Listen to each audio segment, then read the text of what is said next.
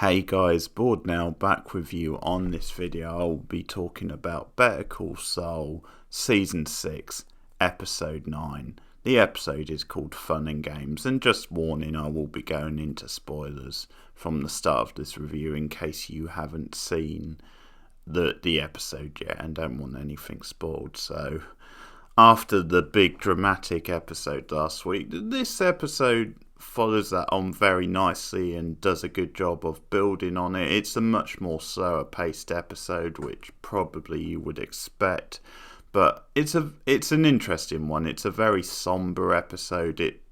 I think I got the impression it was over one day maybe, but it sort of deals with everyone's situation and how they're dealing with the emotion and what happened last time and the fallout. Obviously, it's a very different scenario and process for like Gus and his crew, his their thinking and how they're dealing with it is completely different to Saul and Kim.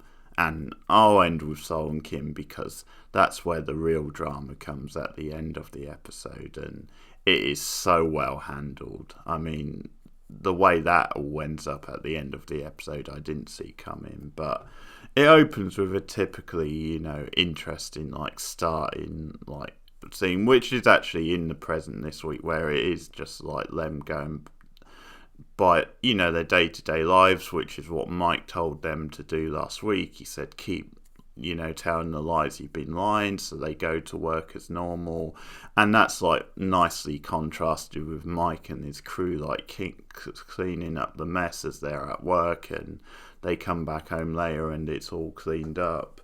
So there's sort of nice little touches in that, because we see Saul giving the fake sort of neck brace to one of his clients, and there's just something very, I think, trivial about that stuff compared to the really serious stuff of and the mess that Mike is cleaning up back at the apartment. So although it's quite a simple opening scene, once again it's all very nicely directed and a good choice of music, almost an ironic sort of song title, because the title of the song is something like Perfect Day type thing, a way to end a perfect day. But once again, this episode is very tight in what it's saying about the characters and the way they're linked sort of thematically, which I'll get to a bit later. But just dealing with the Gus stuff in the episode. So the first big scene in the episode is him going to see the cartel. He obviously has to go out there and confront the situation. You get this really nice suspenseful slow build with him driving in. Once again, he's all very businesslike. He's putting on the right sort of appearances. He's got his best suit in the back of the car, and he takes the slow walk in, and it leads to a very tense scene where Hector's there. He's there, and obviously he's the one who is going to suspect foul play more than anyone else, because he knew about Lalo still being alive, Lalo surviving the house fire, and him plotting revenge against Gus and his side. So we get the cartel boss is there. We get a letter sort of read out for Hector, and once again the actor playing Hector is so good in the scene. It just his rage as he's trying to not even trying to restrain himself, but as he's getting all sort of furious and ringing the bell and really getting so uptight, so frustrated as he sees things not really going his way, because they question Gus over the whole thing. They read out the letter from Hector and his suspicions and how he believes, having lost contact with Lalo, then this is down to Gus. And Gus, once again, bravo to Gus, because he just keeps his cool in the face of all these accusations, and he sort of goes into this situation knowing that then he could end up dead, then he might not come out. But I mean, the guy is just ice cold. Once again, he just does the business and keeps his cool, and sort of acts very kind of like noble and proud, because he doesn't really say much to defend himself, but he says I can't even dignify that with a response type thing.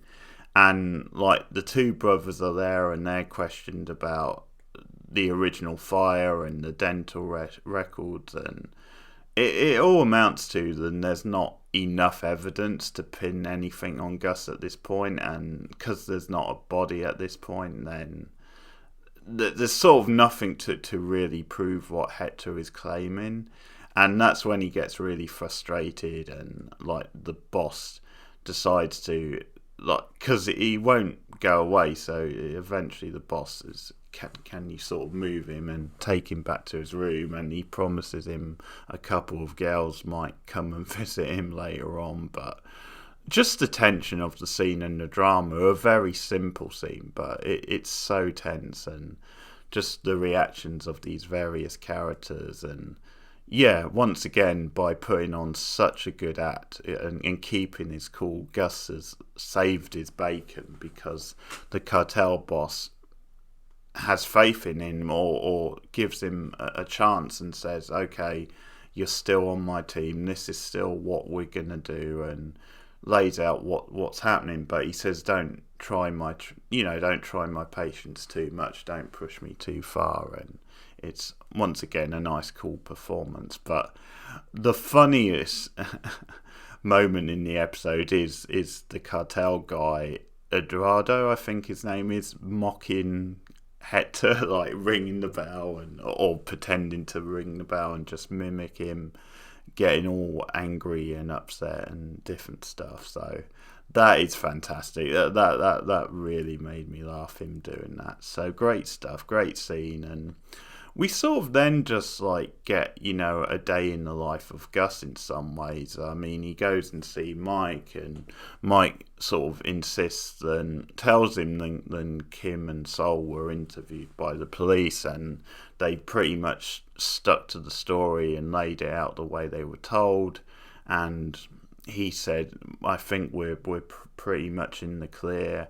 So, but Gus is, again, very businesslike, where he wants to keep the operation going. He says, when can we start work again? Mike says, well, we need a new contractor, we need new workers. And Gus is like, well, put it in motion as soon as possible.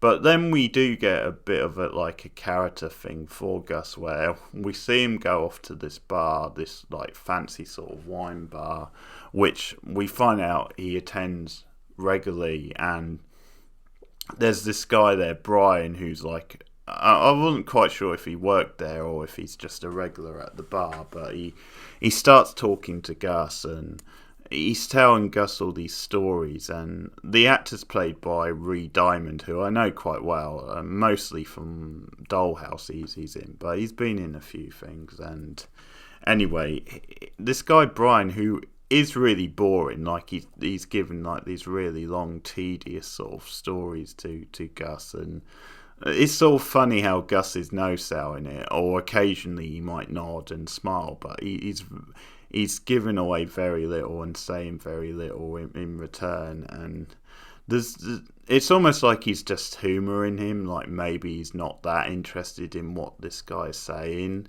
And this scene is quite long and drawn out, and one thing I took away from it was that it was boring on purpose. Like, I think it's meant to be boring because it's meant to give this sort of sense that when Gus isn't doing his business, when he isn't working or running this like drug operation, then his life is actually pretty empty and sort of soulless. Or he does find life, like everyday life outside of his operations, quite mundane and stuff. Now, one interesting line which I sort of read a bit into, because at one point he says, a year ago you recommended me this great wine, this particular wine, and I went home and bought it straight away, and I've been saving it up for like a special occasion. Now, I sort of read that as the special occasion might be something to do with his business. Like, it might be then maybe once he gets control of the whole operation, like once the war with the cartel is won, his side has won, if that ever happens. But once it does, something like that could be the special occasion. I don't know, it might have just been a line to humour this guy, but yeah, I do think the point of that scene is then it's quite a boring scene, and the guy he's talking to is quite boring, and that does link to what we see, I think, with some of the other stuff with Mike, which I'll talk about now, but also with Saul and Kim, where their relationship obviously comes to a head in this episode, and it's sort of one of the things they're talking about later, and something which really boils their relationship down is one of the reasons they've like stayed together for so long is because they do have this spark, they do have this excitement, they enjoy the schemes, they enjoy, living by the seat of their pants. So it's almost like that is a big reason why they stay together, and outside of that, life can be pretty boring and mundane, and a lot of people do mundane, boring a little bit, but Saul and Kim really don't. And so I think there is a link between all these characters, like thematic wise, with that stuff, and we see that with Mike a bit. But once again, it's another nice little humanistic scene with Mike in this episode, because he, after like a day's work, he's there, and he starts thinking of his family once again, and like the way the scene's shot and directed, I think is this sense of an empty sort of existence, maybe.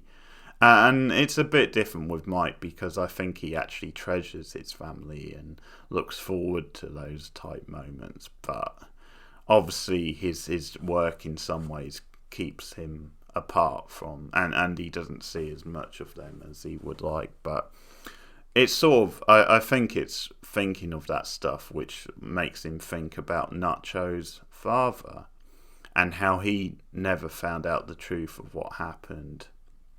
And that's a nice little scene where he actually goes to visit Nacho's father.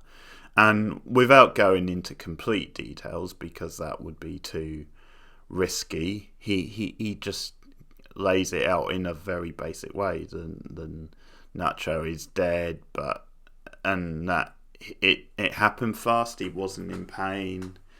And yeah, he reassures him then.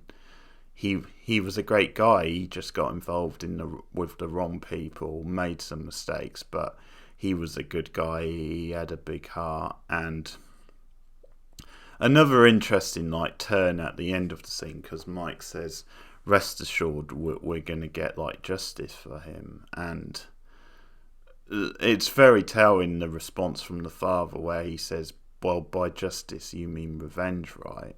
And he uses the line, "There is no justice because my son is gone." And Mike can't really argue with that. He just has to stand there and take it. But it's another nice little scene, and another good character scene for Mike. Quite a human sort of scene. So the big dramatic stuff of the episode, and the Saul Kim stuff, as you can see clearly, Kim especially is struggling to come to terms with what happened to Howard and the whole situation. And there's a very good explanation later on at the end of the episode, where they have their big scene where she actually brings up a very good point and the big reason why she's so racked with guilt. But the steps to get there are solid stuff. As I said, they go to work as normal.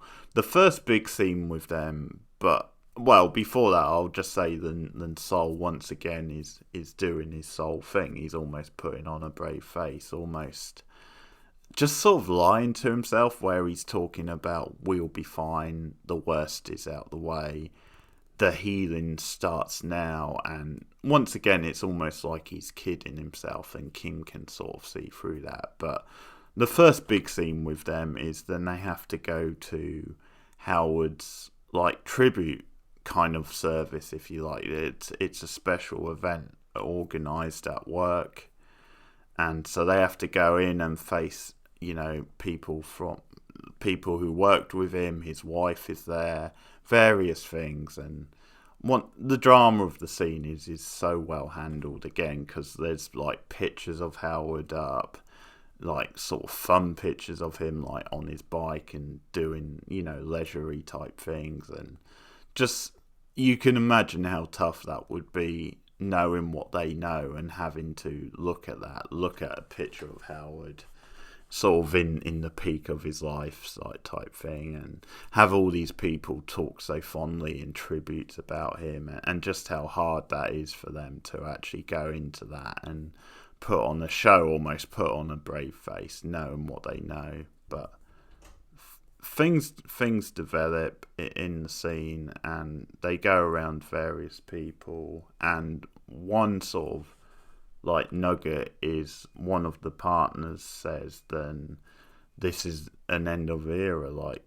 the firm's being like downsized, they're moving offices, this will be the last time anyone's in this building probably, and that it's being revamped, new owners, different name, everything. And that's just a nice little touch where obviously at the start of the show we had this group of characters, and very much they have been dominant and running the firm. Chuck has obviously gone now, he was a partner. Howard has now gone, he obviously was a partner, and then you have the stuff with obviously Kim and Saul, they've moved on. So it is literally an end of an era, as it's explained in the episode. But the big drama of that scene is when they have to talk to Howard's widow, his wife, and she starts questioning them because she knows that they were the last person to see Howard alive from like the police report, and she starts questioning them and brings into question this idea that he was an addict taking drugs. She just doesn't want to believe that, and doesn't believe that.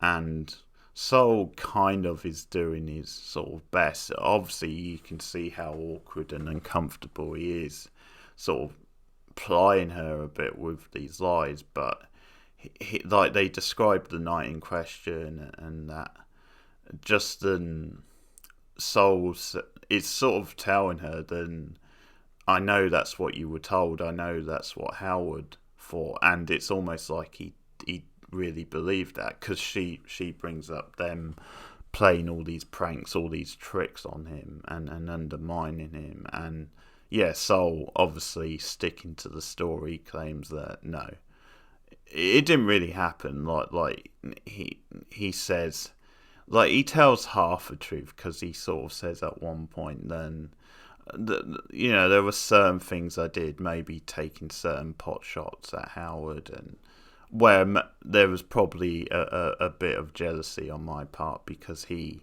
had the respect of my brother Chuck. So that's another early seasons callback which I like, but he had the respect of my older brother, which I never had. And that's one of those moments where within this actor that he's putting on, that's actually a moment of truth, or a moment where he actually believes what he's saying, because I think he probably does believe that.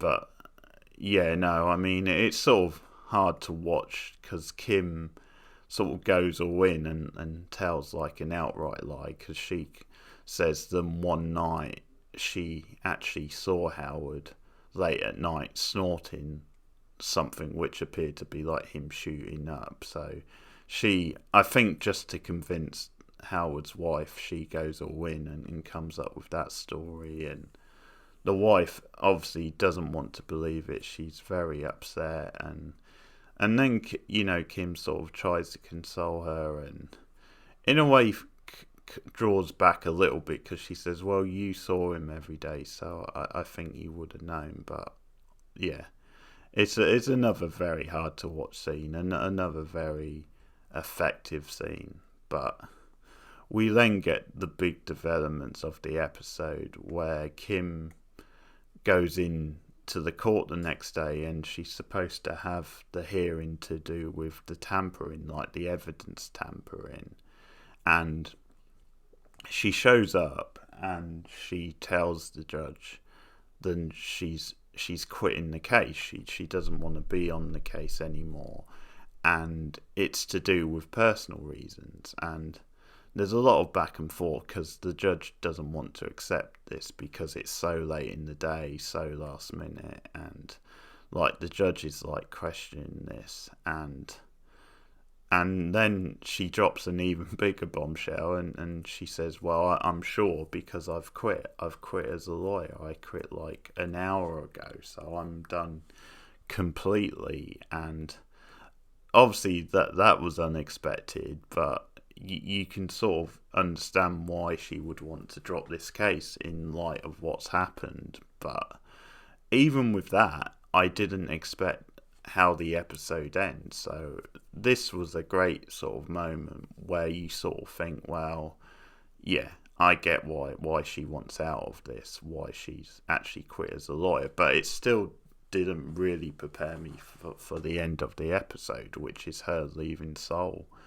Like they have this big, emotional moment back and forth. And Saul comes bursting in because he can't believe that she's quit, and he's very frantic and frustrated and desperate to talk her into like staying on. It says, this is your life, you've trained for this, and it's sort of telling. Then he sort of sees it as she can't be without this life. She has to be a lawyer. She has to be in the game, sort of thing. So that's really interesting, but. Everything they say, everything they go through and debate, I absolutely love in this scene. I love the fact that, because she lays it out to him, then they're bad together. They're like poison, which is a really great phrase she uses. And she makes it clear, I've had a great time with you, but it's almost like she now feels it's at a natural end. And what's happened here with Howard and everything else has brought it to that natural end. And Saul says, well, no, because, we're in love with each other. We need each other, sort of thing. And it's a great little moment where Kim just says, yes, but so what? And it's sort of what this scene is all about. And their sort of big dramatic breaking up is all about, where it's this idea of they've stayed together for so long because they love each other and because they've loved each other's company, no matter all the messed up shit they've done, all the crooked shit they've done, and the path they've gone down, and various things. That's the reason they've stayed together, which there's something very human about that. But there's also something very human about Kim drawing the line in the sand like this and saying, it doesn't matter how much you love someone, it doesn't matter how much you enjoy being with them, we're going down a very dangerous path here, and ultimately it's better for both of us if we're separated. Now, funnily enough, it's probably not better for Saul when you see what his future is, but it sort of is better for Kim, and you can definitely, well, in some ways it is, and you can definitely understand what she's saying, the point she's making. It's almost like we probably wouldn't hurt so many people around us if we weren't in this together, which there's probably some truth to. But yeah, this is the big sledgehammer, which I didn't really see coming. Because Saul starts like trying to talk her out of saying, well, we can go on a trip, we'll get through this. And that's when he walks into the bedroom and he sees that her cases are already packed and that she's leaving him. And the big theme from Kim, which I mentioned earlier or hinted at, is that she says about, she confesses to him then she knew then Lalo was alive, and explains the whole thing with Mike, and just says, because you can tell Saul's upset a little bit at her for keeping this from him, but just explains then, I never for one moment expected Arlo to show up, and I always thought we were covered, we were protected. And she's honest and says, I kept it from you because I was afraid of your reaction. But also, and once again, it comes back to the theme of this episode and their relationship. She says, because she's almost confessing to being quite selfish in not telling Saul, because she was worried then that would be the straw that breaks the camel's back, really. That would be the end of the relationship. She just says, I didn't tell you because I was having fun. And it once again goes back to that idea of how much fun they've had together, but ultimately how that's not enough. And in many ways, them loving each other maybe ultimately isn't enough. And that's certainly a very bleak perspective, but that's kind of the direction these characters are going. But once again, this show does something like this in a really unexpected way, because when you think about all the possibilities, I just never thought really that it would be Kim actually leaving Saul, making that decision. And it's something perfect about it, because it's a good character moment for her, because it's almost like she's taken that bold decision, so she's controlled that. It's not like it's someone else controlling it, and we haven't ended up with a tragic thing like she's been killed. Or I sort of wondered maybe if Mike might arrange for her to do it, might help her out, which she still might, but I mean, it's important then this is her decision. I think that's a big moment, but the drama of this scene just hits all the right notes. Great acting from both. Once again, Rhea Seaborn is so fantastic, so great in the scene, and just great drama, and sums up the whole relationship and convinces you that this has to be the end. But I mean, who knows? There's 4 episodes to go, so it might not be quite the end. We might see a bit more of Kim,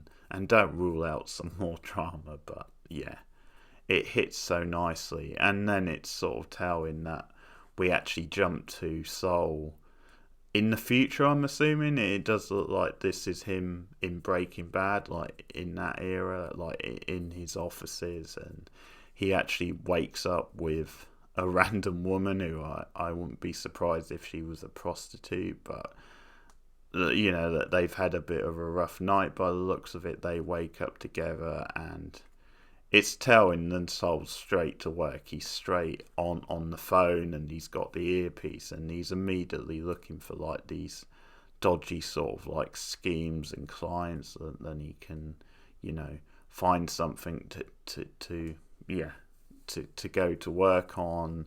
And that's before he's even driven to the office, and you see him drive to the office and sort of go in, and you've got this bunch of like dodgy like clients waiting for him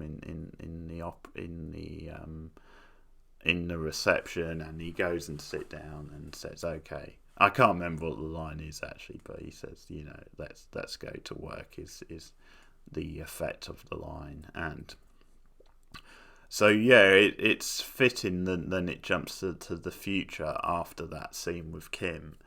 Then it basically says, that's it. That's the final straw. That's what pushed him completely towards the dark side and to the Saul than we see in Breaking Bad. And of course that makes so much sense. So fantastic drama, fantastic relationship, and great acting once again, and a great choice, you know, to have her essentially make the decision. Then enough is enough. We need a fresh start. We need to be apart. It's been fun, but it's time to say goodbye. Now, as I said, 4 episodes to go, so it'll be interesting to see if there's any more of Kim, if this is her last appearance. We'll see, but another really good episode, especially the end of the episode. Impressive stuff. 4 more episodes to go now of this show.